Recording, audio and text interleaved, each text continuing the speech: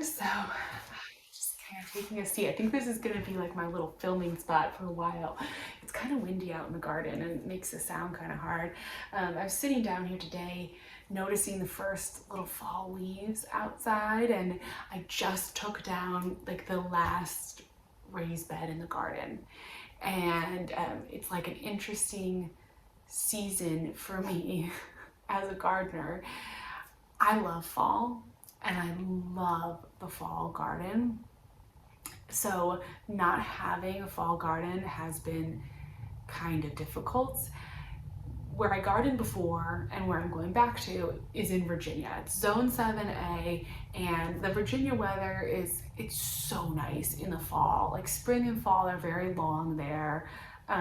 Winter's fairly mild, and definitely like in the summer it's really hot and humid. So I almost feel like I spend more time outside in those spring, fall, winter months than even in the summer, because in the summer it's a little bit hard to garden. It's so hot, it's so humid, you don't want to go out there in the middle of the day. So for me, coming into October was always like that month where it really started to be fun again to spend long periods of time out in the garden. And there's also the time of year where I'd be planting in like those greens, the lettuces. I absolutely love container gardening with greens. So spinaches, kales, lettuce, all of that in containers. It grows really, really well.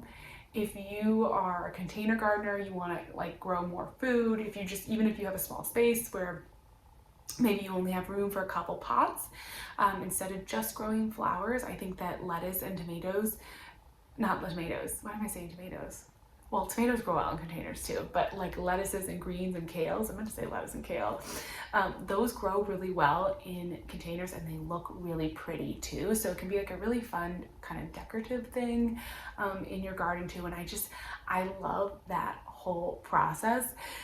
So I've definitely been feeling a little bit sad. There's the sadness of packing up this garden space, and there's also like the sadness of missing out on the fall garden season, which I just really love. California, and it definitely doesn't look quite the same with fall. There's a few fall leaves changing color, but we've been going through a heat wave and it definitely doesn't feel like fall out there right now.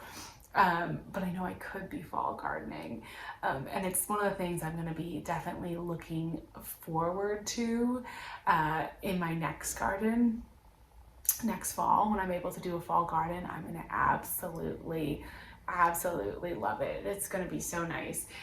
There's something about being a gardener and not having a garden that is it's just almost like I don't know, it's just totally bizarre to me. For the last, it's been years now, I've always had a garden, or at least some raised, like some pots, like a raised bed, something, for the last few years. And this is probably the first time I'm going to be months now where I'm going to go without having a garden. And I've been trying to figure out like how to think about that. Part of me wants to just buckle down and focus on moving, kind of keep like my nose to the grindstone, just like, okay, we're gonna move. Obviously I'm gonna be purchasing a property where I'm gonna be growing a garden, so a lot of me wants to just focus on that, and I definitely am, and I have a lot of energy that I want to put into that. But I've also been taking a moment, which happens I think to any, like maybe, gardeners at the end of the season, especially if you live in an area where you have colder winters and you have to pack up your garden at the end of the season. There is a sense of loss. There is a sense of sadness. It is a little bit hard, and so I've been trying to acknowledge that for myself as well, and just look back at the garden that I grew this year and be proud of it. To be perfectly honest, I mean, we started with a blank slate, and I built a garden that I actually really loved, that made me really happy. And now we're back to a blank slate. And I've just been trying to acknowledge to myself, like, that's a little bit hard. It makes me a little bit sad to see it go. Every time you move spaces, things are different, and there's pros and there's cons. And my last garden was really fun, but very constrained by size and very constrained by sunlight. My last garden in Virginia. This garden here has had actually more space. I had quite a bit more room to grow, and a ton more sun. So that was a different challenge. I enjoyed having that access to full sun. That was pretty incredible. And some things grew really well, but of course it was a temporary garden space. And so I definitely didn't invest in the same way in this garden this past year, kind of like emotionally, because I knew we were going to be moving. And as I'm moving into what I hope is going to be my like forever garden, or a future garden that we're going to be at for a long time, I think what I'm going to be taking with me is really a lot of gratitude, and gratitude for permanence, because there's something really wonderful about being able to do these projects that don't just last a year. They last years and years and years. You know, you're building soil in your garden, and you're building it for years and years and the next year.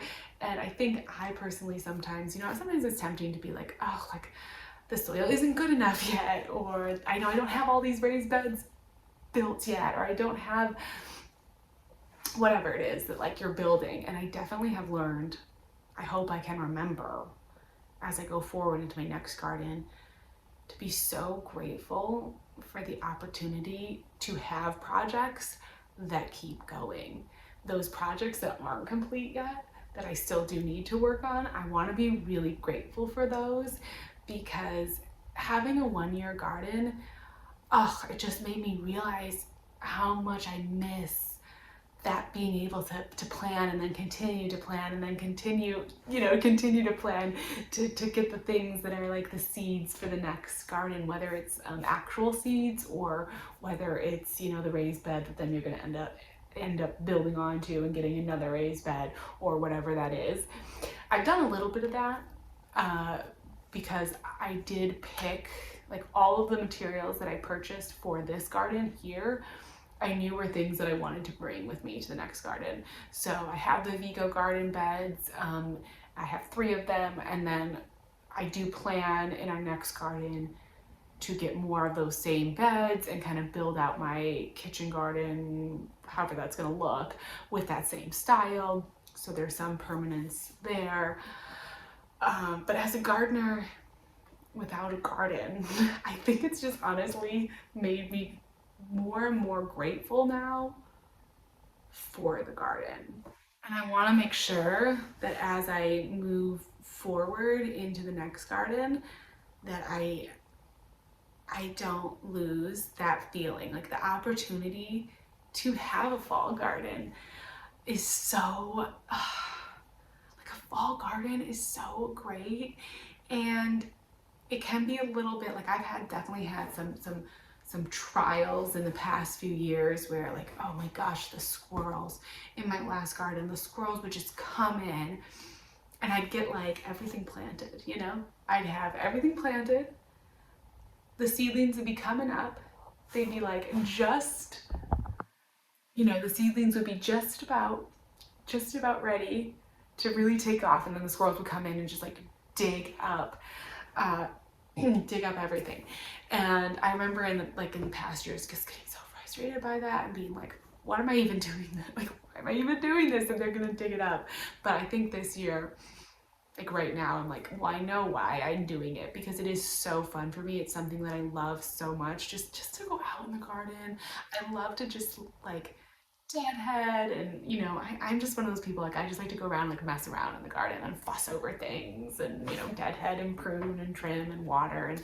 And so not having the garden hopefully is going to make me more grateful for the garden. And when I do have those like garden chores, or when I have to go out and fertilize the containers, which we know fertilizing is not my favorite part of gardening.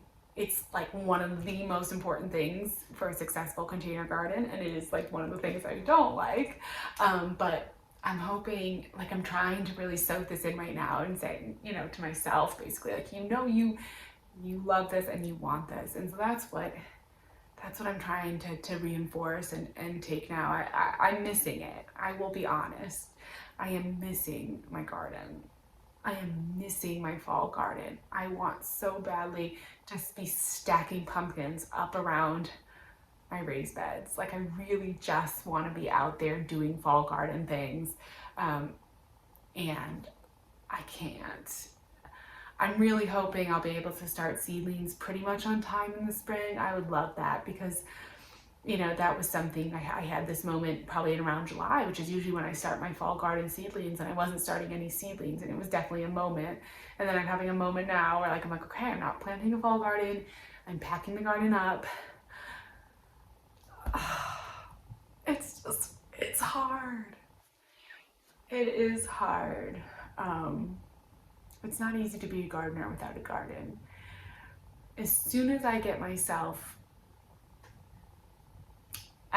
in some way settled, I'm gonna start back up. You know, when we moved here in January, I didn't have a garden yet, but I did. I started up my indoor growing with my Click and Grow. I got some house plants. Like I jumped right into the things that can kind of give you a little like piece of it and a little taste of it. At this point, I'm not ready to do that because we're gonna be like fully in the moving process for a while. I'm not even gonna have houseplants for a little while. Like we're really gonna be fully in a transition period. But as soon as we come out of it, those are, I mean, if it's nothing but like literally just getting a houseplant from the grocery store, I'm gonna be doing it. Because you realize these things that really just make life great. Like for me, I love plants, I love animals. Our cats have been staying with my mom this year, which is so nice of her to take care of them, and I know that they've been so well cared for and they've been very happy, but I just can't wait to get them back and like give them a little like hug them and pet them. Like it's made me realize so much that these are things I love: plants, animals, my family. It's an exciting period because we're going to be creating like a great home for our family. I know that that's coming. So that's what's getting me through. And like little projects. We did go to the pumpkin patch and get like a whole bunch of pumpkins.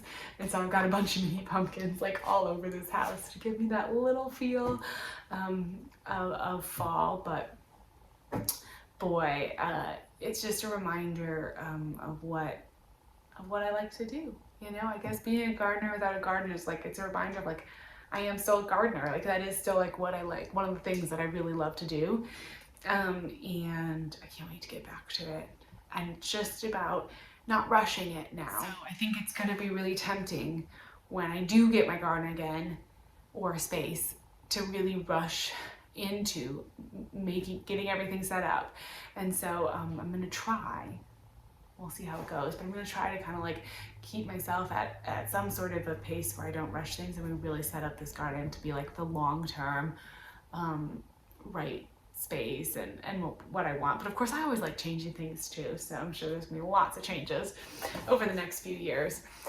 But yeah, I just wanted to share that, like what I'm thinking about. If you also are a gardener without a garden, maybe right now for whatever reason it is, whether it's gratitude for a past garden or thinking about a future garden or acknowledging just like, I miss my garden.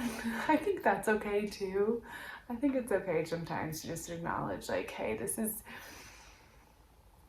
a little bit of a hard moment for me. It's a little bit sad. But you know, that's okay. It's all right. It's all right for things to be sad. And it doesn't mean you're not excited and like ready to move on for the future too, because that is also true. So yeah, thank you so much if you've been hanging out watching this. Thank you so much. And I will talk to you again soon as we continue this garden process. Talk to you soon. Bye.